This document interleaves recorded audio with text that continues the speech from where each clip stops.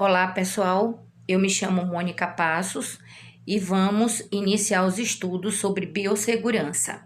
Então, biossegurança é uma área do conhecimento, que ela é definida pela Agência Nacional de Vigilância Sanitária, que é a Anvisa, como uma condição de segurança alcançada por um conjunto de ações destinadas a prevenir, controlar, reduzir e eliminar riscos inerentes às atividades que possam comprometer a saúde humana, animal e no meio ambiente.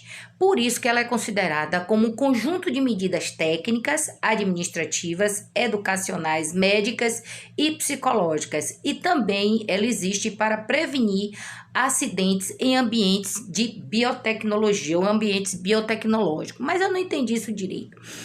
Administrativa, medida administrativa, porque vai ter que criar uma comissão que seja responsável por isso.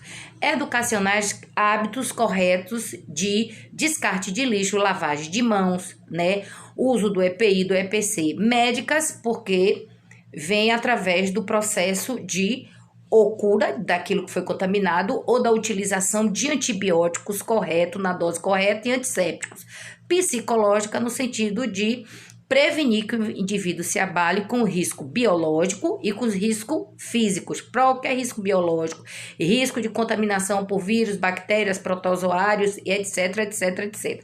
Quais são os riscos físicos?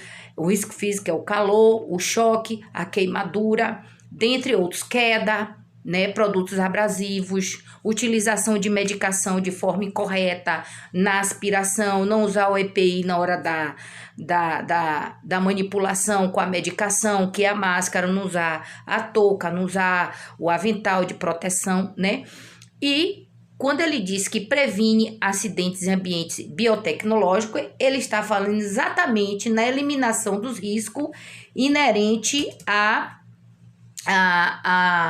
a saúde da vida humana, animal e do meio ambiente, ok?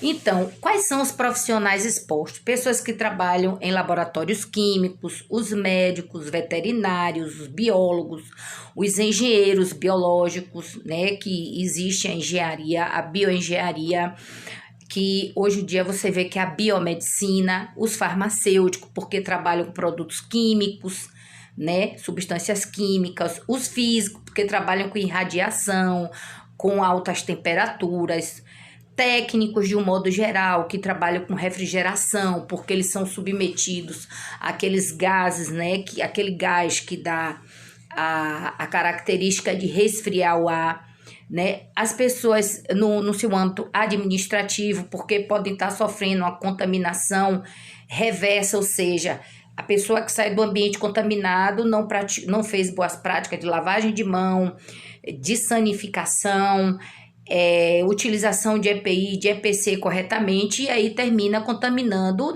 que é chamada infecção cruzada. E o pessoal de apoio, que é o pessoal de higiene e limpeza, que podem também estar susceptível por estar manipulando, com os elementos existentes dentro da unidade de saúde, que a nossa biossegurança é toda voltada para o ambiente hospitalar, um ambiente que existem pessoas doentes que possam estar com a doença contaminante ou não, mas são pessoas doentes e o ambiente em si, ele já desenvolve a sua flora bacteriana. E aí esses profissionais de apoio possam estar susceptíveis também à contaminação. Quais são os programas que são trabalhados dentro da biossegurança? A técnica de prevenção, que ela é feita através de quê? Através da utilização, como eu venho falando, dos EPI e através da CCIH, que é a Comissão de Controle à Infecção Hospitalar. Toda unidade de saúde, hoje em dia, deve ter um hospital, um posto de saúde ocupacional e a CCIH. Mais à frente, vocês irão ver que eu vou estar falando em relação ao controle de infecção hospitalar, CCIH, que é um programa altamente preventivo. Ele faz palestra, ele faz treinamento, é uma comissão feita por uma equipe multidisciplinar dentro do hospital, né? Ele faz o controle dos alimentos, ele na prancha para fazer o teste bacteriológico, para ver se está sendo acometido por fungos, bactérias, ele faz a inspeção no local, ele direciona a engenharia, a arquitetura de uma unidade hospitalar, cantos arredondados, sem rodapé, né? Ele trabalha no âmbito da planta física, né, de uma unidade de centro cirúrgico, de UTI, ele observa a troca de filtro do ar-condicionado, enfim, toda essa parte prevencionista no que acomete o indivíduo em relação ao bio, à vida, ao micro, né, é o programa de prevenção. Ele também tem programas de adoção de BPL, boas práticas laboratoriais, ou seja, manter sempre o laboratório limpo, os equipamentos limpos, usar o EPI e o EPC correto, descartar corretamente as lâminas, lamínulas, fazer a desinfecção corretamente lá, as placas de desenvolvimento bacteriológico, fazer a limpeza antes de desinfectar, fazer a limpeza antes de descartar, fazer a limpeza dos resíduos, colocar substâncias antissépticas, tipo assim o hipoclorito, para poder desprezar fezes, urina no ralo. Então, essas são as adoção de boas práticas de laboratório. Tem um controle de qualidade que preserva a compra de bons equipamentos, de boas luvas, boas máscaras, boas toucas, bom propé, né, para poder dar mais segurança ao indivíduo, utilização do sapato correto, roupas que não sejam tão rápidas de absorção, né, roupas mais grossas, para poder, se houver alguma descarga de excrementos contra o indivíduo, o trabalhador, né, o técnico de enfermagem, o enfermeiro, o médico, ela sirva também como medida protetiva e não faça absorção imediata. Notificação de acidente, o preenchimento de CAT, que é o comunicado de acidente de trabalho, é muito importante, porque se o profissional for submetido a um acidente por pérfuro cortante, o que é que acontece? Ele vai preencher o CAT como acidente de trabalho, vai ser afastado, vai diretamente a um laboratório para fazer os exames que está dentro do protocolo, né? E já iniciar o seu tratamento contra algumas doenças que são transmitidas pelo sangue. Por falar só em AIDS, mas tem hepatite, tem sífilis, dentre outras, ok? Criar um sistema de informação através de placas informativas, né? E fazer o monitoramento de saúde dos trabalhadores de saúde. Como diz Ivone Bulhões, no seu livro, ela cita: como anda a saúde dos trabalhadores de saúde? Cuidamos tanto dos outros e às vezes esquecemos de nós mesmos, né? As características são relacionadas com os micro-organismos, certo? Opa, deu um pulinho aqui, mas a gente já volta. O grau de patogenicidade. Então, as características relacionadas com o micro-organismo, que é o grau de patogenicidade, é a capacidade que o micro-organismo tem de criar doença. Qual o poder de invasão dele, né? Se ele é pelas vias aéreas, pela pele, é pelo sangue. A resistência à esterilização mutagênica, ou seja, existe micro-organismos que eles são resistentes sim. Então, você tem que, antes de esterilizar, neutralizar, ou seja, fazer uma asepsia para depois esterilizar. Só assim você vai conseguir esterilizar completamente. O que significa esterilizar? Eliminar qualquer forma de vida, né? Então, o indivíduo, ele tem que se preocupar nesse momento da boa prática, né? Principalmente na hora de fazer a limpeza dos instrumentais, de fazer a asepsia nas bandejas e tudo mais. Vamos aprender a diferença entre um e outro. A capacidade do micro-organismo na sua virulência, né? Qual o seu potencial de desenvolver a sintomatologia viral. Existem dois elementos aí, vírus e bactérias. Nós, quando falamos em virulência, estamos falando do vírus. Então, lembramos do Covid, né? Que é um vírus que tem um alto poder de virulência e mutagenicidade. O que é isso? Muda as características, né? Que é o nosso último item aí, que é a capacidade mutagênica. Então, todas essas características, elas são observadas pela equipe, pela comissão de controle à infecção hospitalar, ok? O micro-organismo. O micro-organismo, ele tem grau 1, ele é de baixo risco, né? Individual e coletivo. Ou seja, não é tão transmissível, facilmente transmissível. Se for, ele não oferece grandes danos, né? O individual, moderado e coletivo. Aí é o grau de risco 2. Como você tem a Cystosoma mansoni, que é um parasita, é o minto, né? E ele é individual. Você tem um grau de risco 3, que é individual, alto e coletivo.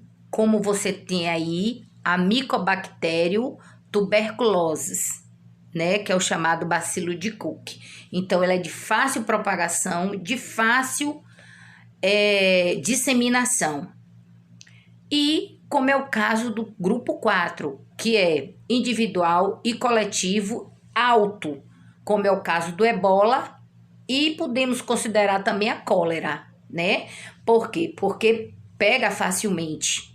Ele cria uma grande quantidade de cepas virais, né? Em um único momento, ele tem um alto poder de contaminação, um rápido poder de propagação e, acima de tudo, ele é letal. A proteção. A proteção é o que eu falei, o equipamento de proteção individual e o equipamento de proteção de uso coletivo, né? Então, você tem aí BTM, é uma siglazinha que eu criei para poder facilitar, que é bata, touca e máscara. Ficou legal, né? Ficou melhor do que tá falando toda hora. Então, cadê o BTM, que é a bata, a touca e a máscara? Essa proteção é sua. Por que eu devo usar isso? Porque você, além de estar se prevenindo, você vai estar prevenindo o doente. Por quê? Porque eu posso trazer na minha respiração algo que eu adquiri no meu transporte coletivo. A pessoa já está doente, já está sequelada, você ainda vai levar mais um. Entendeu por quê? E por que se usa a touca? A touca a gente usa porque a touca, ela é um elemento de proteção para que o que tenha no seu cabelo, tanto de sujidade como de fio de cabelo, que pode cair no curativo. E ali o que é que vai acontecer? Vai ter sujeira, porque o cabelo sempre fica exposto. E aquele micro-organismo vai entrar numa ferida cirúrgica que é considerada séptica, limpa, e se torna asséptica, ela se torna suja. Ou seja, aquele micro-organismo que estava no fio do seu cabelo, que caiu numa ferida, vai fazer colônias de bactérias ou de vírus, vamos chamar de micro-organismo, de microelemento, e ali disseminar a sua sintomatologia, que geralmente vem acompanhada de pus. Sempre vem acompanhadinha de pus, né? O nível 2, roupas, sinalização de câmera de segurança biológica, tipo, quando você vai fazer um raio-x, o que é que acontece? Eles colocam logo o quê? Eles colocam uma luz vermelha acesa e aí diz, não entre. E embaixo, risco de radiação. Então, isso é uma sinalização de câmera de segurança biológica. Existem certos laboratórios que, quando estão manipulando, desenvolvendo cultura de vírus ou bactérias, eles ficam completamente isolados com a luz vermelha. Tá sinalizando que ninguém mais pode entrar. E eles, quando saem de lá, eles sofrem um processo de desinfecção também. Eles não passam direto para um lugar para o outro. O nível 3 é igual ao anterior, né? Você vai usar roupas especiais, ter o controle de acesso e o ar, o fluxo, ele é direcionado, né? E nós temos ainda a cabine de segurança biológica. Isso, gente, é a proteção, é mais utilizada em áreas de laboratório, de pesquisa, tipo quem? O Oswaldo Cruz, né?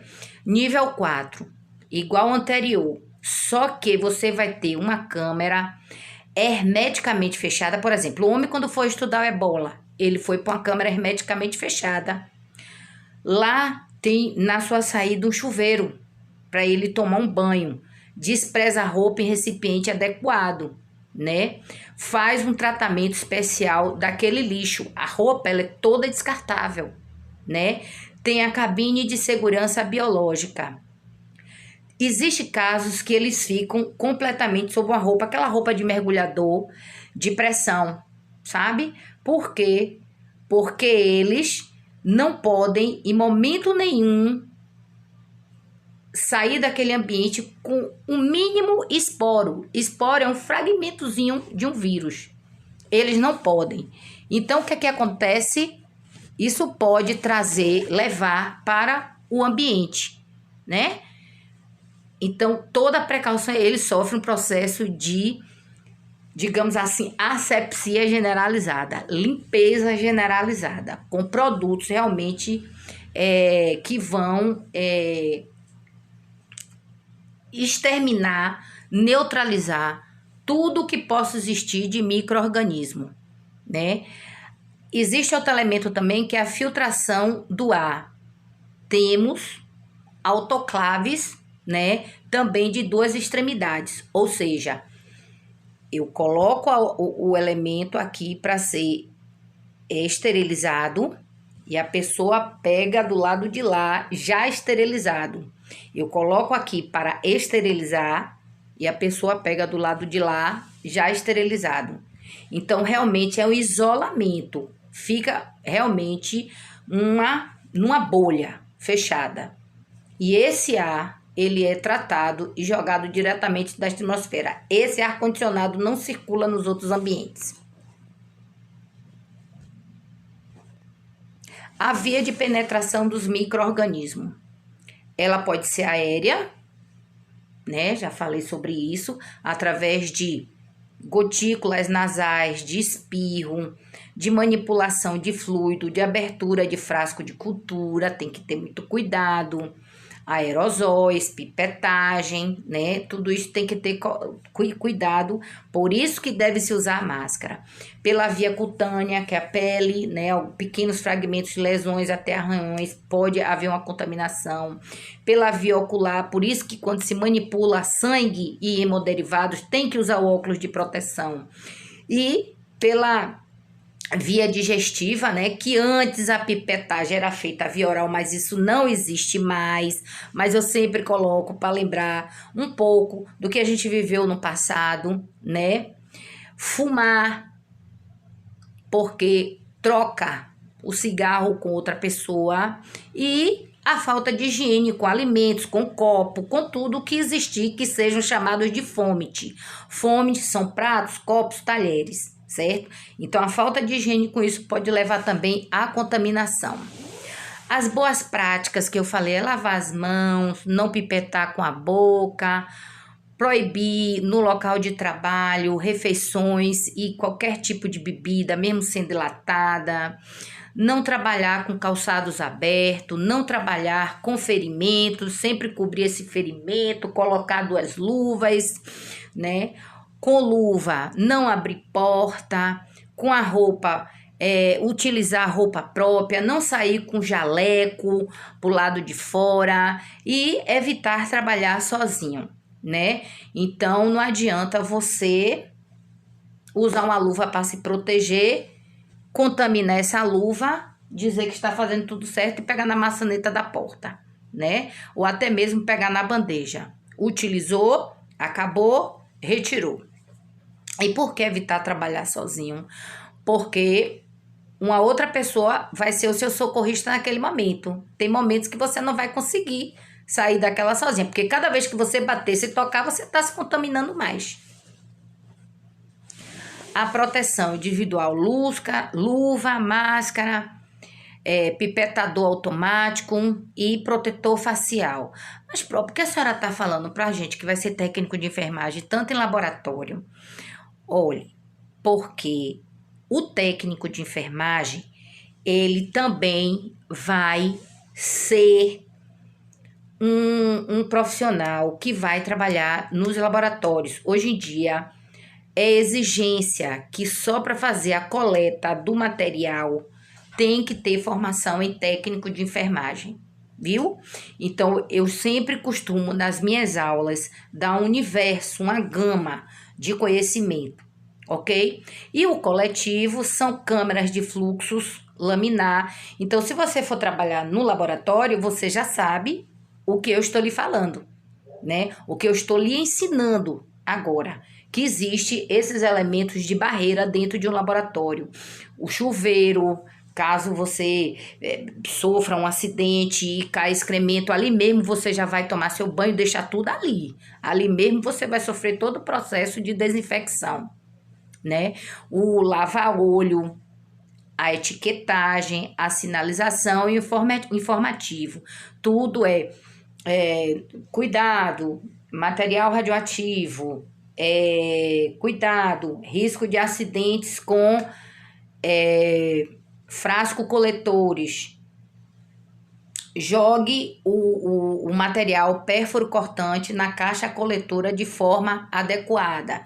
Então, são esses os sinalizadores e os demais de acordo a cada necessidade. Os resíduos. Os resíduos, eles são de grande proteção em relação à saúde humana e ao meio ambiente, certo? Então, esses resíduos, eles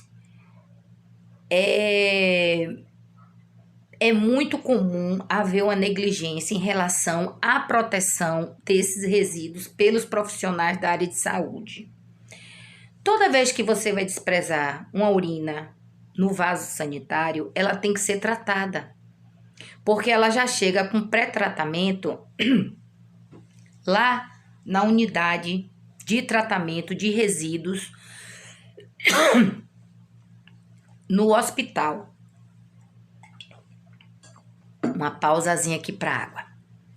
Então, na unidade hospitalar tem o seu sistema de tratamento, mas só que o sistema de esgoto, às vezes, ele é insuficiente. Então, antes de você desprezar fezes e urina no vaso sanitário, que veio de uma paradeira, o interessante é você colocar um pouco de hipoclorito e aí você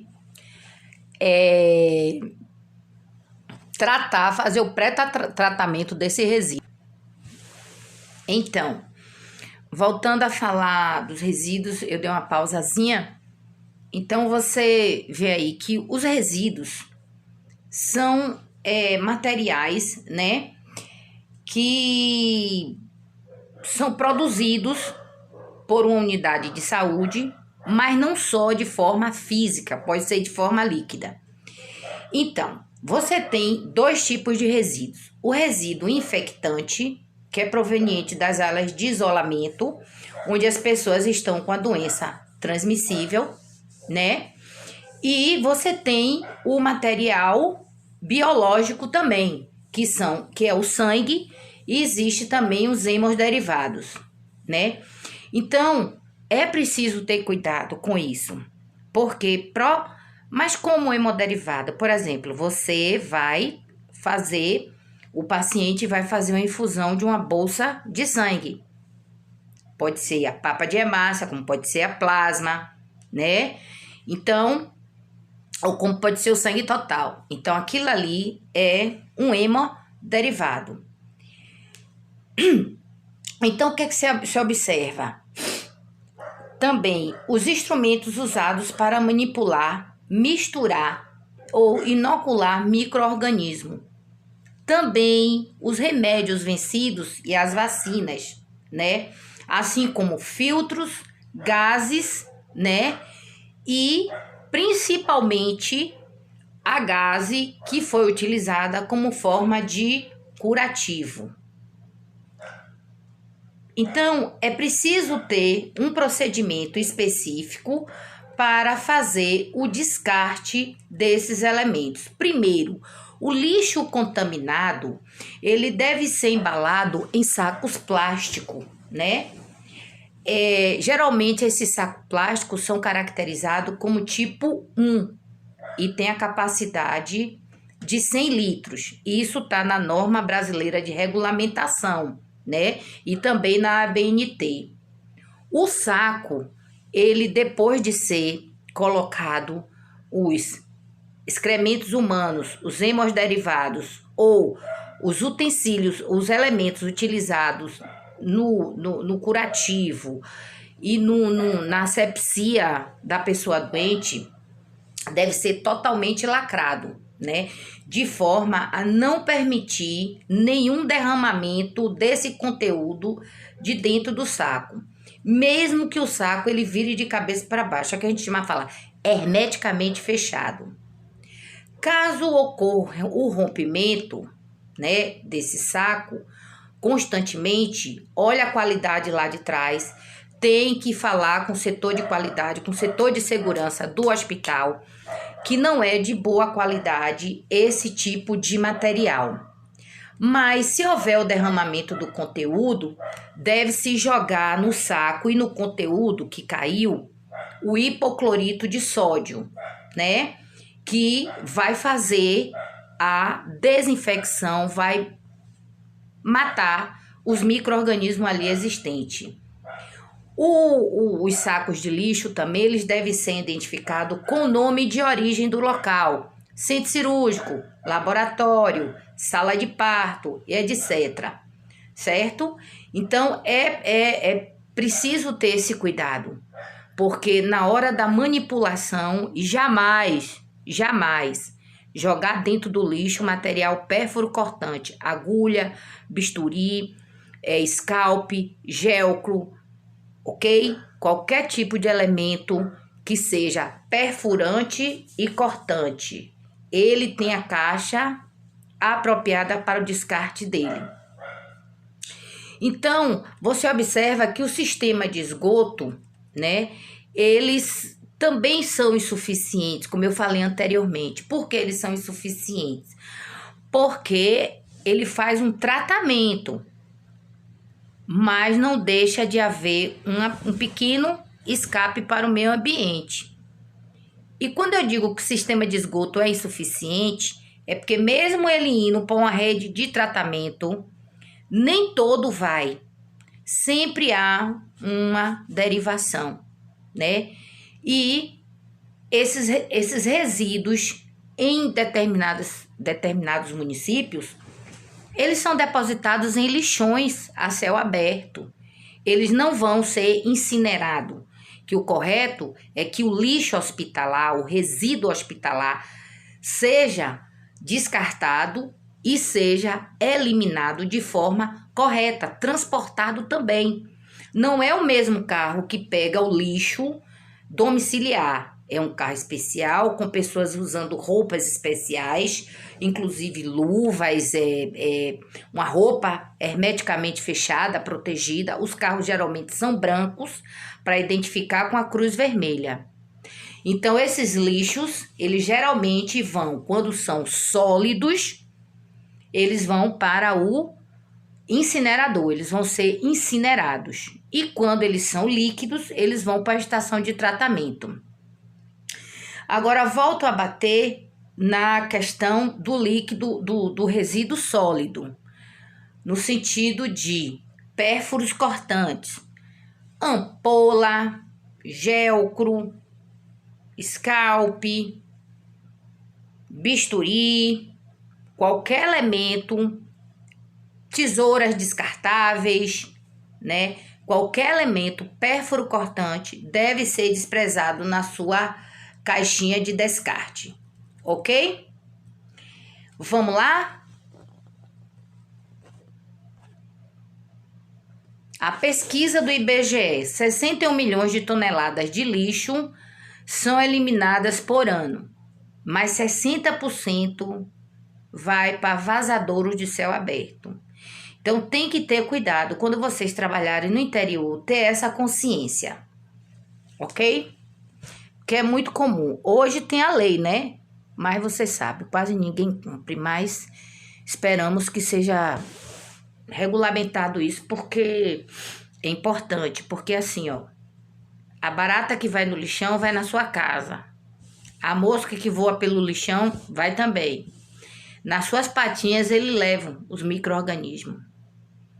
Um dos que é danadinho para segurar na patinha da barata é a giardia. Giardia é um protozoário, mas que causa um desconforto intestinal. Não leva o indivíduo à morte assim não, mas traz umas diarreazinha e abate bastante o indivíduo, né? O passarinho que pousa no lixão para comer sei lá o que ele queira, ele bota a patinha lá, aí vai na frutinha, no mamãozinho lá no pé, coloca também, né? E aí você chega em casa, pega essa fruta, não lava direito e já está se contaminando. Quer ver uma que é fácil de se contaminar? Tifo. Se tiver a fruta cair no chão, e tiver o micro-organismo ali causador da doença, o indivíduo vai ser acometido pelo tifo, viu? Gerenciar o resíduo. De quem é essa responsabilidade? A gestão. O planejamento é em conjunto, porque os profissionais têm que ajudar.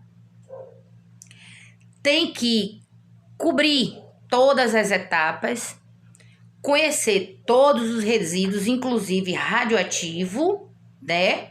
Que são, por exemplo, se você vai trabalhar como técnico de enfermagem numa clínica de bioimagem, não tem aquele contraste? Contraste é bário. Bário, ele, digamos assim, é um elemento que a gente pode considerar como, ele não é radioativo, mas ele é um mineral contaminante. Ele tem que ser aplicado na dose certa, numa quantidade certa, porque se ele ultrapassar, ele se torna um contaminante e ele pode contaminar o meio ambiente. Então você tem que ter cuidado com as seringas, tem que ter cuidado se você caiu, quando você está preparando, né, os contrastes. O papel que você está utilizando ali, você não pode jogar ele no papel de lixo comum. Você tem que jogar ele no balde, no elemento de descarte, que seja o que? Apropriado para o descarte de resíduos radioativos, né? Então, é preciso toda junção da equipe para que lá no final dê certo. E informar e educar. Acabei de informar e educar aqui falando sobre isso. As etapas. Primeira etapa que você deve ter com o resíduo, já falei, é o acondicionamento. A boa embalagem, saco branco ou saco escuro para os orgânicos, resíduos de cozinha, né? A acumulação interna. Você tem que ter recipientes hermeticamente fechado e com pedal, para não estar tocando na tampa. E o transporte externo deve ser levado para container com tampa e depois para caminhão. E lá no área externa, ele deve ficar numa casinha apropriada, trancada com cadeado, até chegar à sua disposição final. Os resíduos perigosos, né? As suas principais características são os resíduos de saúde pública, porque são doenças, quando a gente fala de saúde pública, são doenças de notificação compulsória, que são aquelas doenças altamente transmissíveis. Tuberculose, meningite, sarampo, catapora, hepatite, né? E Outra característica dos resíduos perigosos está inerente ao risco ao meio ambiente, tipo os utilizados nas clínicas de bioimagem, na radiação. E também, gente, existe uma coisa que a gente nunca se liga. As empresas que trabalham com componentes eletrônicos, né? Eles utilizam minerais e metais que são danosos ao meio ambiente. E assim, por exemplo, na Monsanto se trabalha com fósforo. Então, fósforo, ele é nocivo à saúde humana e ao bem-estar do meio ambiente. Outras empresas trabalham com produto químico chamado benzeno, né? Então, benzeno, ele é cancerígeno. Então, a gente não deve, assim, pensar. Nós que trabalhamos na área de saúde, nós temos que ter o maior cuidado com os antibióticos, porque cada vez que você aspira a seringa e você vê aquele negócio assim, ó, aquilo ali é uma névoa. Névoa de quê? De ampicilina, de penicilina, das linina toda que existe por aí, né?